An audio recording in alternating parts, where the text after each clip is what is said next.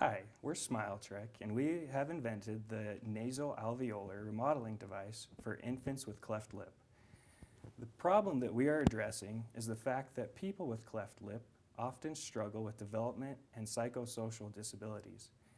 These include speech impediments and self-confidence and problems integrating into society. Cleft lips occur in 1 to 2 per 1,000 live births.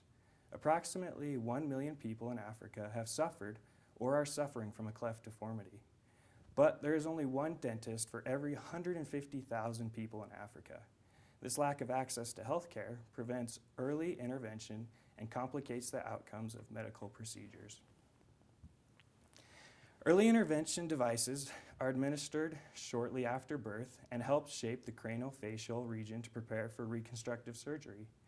The existing technologies, the Lantham and the NAM device, are expensive and require regular visits to medical professionals, and thus are not accessible to developing regions with sparse health care.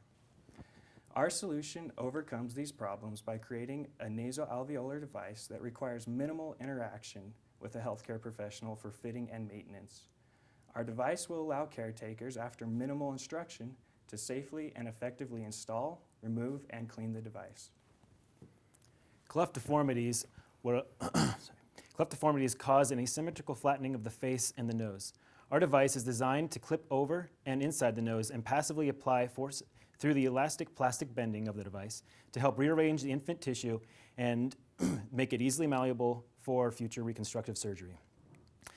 Such rearrangement will include restoring the shape of the nostrils to be about a symmetrical axis and pressing the alveolus or the gum line in line with each other.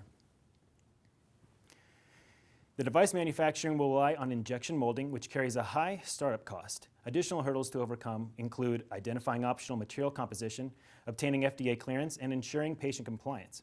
However, bulk production will be cheap and volume will offset initial expenses. We will also be able to apply much existing and medically approved material development to our technology. Importantly, the development will be aided by the assistance of medical professionals who have expressed the need for a device such as this. Our device will be marketed to and distributed by charitable organizations. There are about 50 such organizations worldwide dedicated to the need of the growing population of those with cleft lip deformities. For example, in Africa alone, there are 10,000 children born each year with this deformity. It is unknown what causes this, only that the growth rate is reliable. As the NAM and Lantham devices are inaccessible to the market, our only real competition is the growth of quality, accessible healthcare.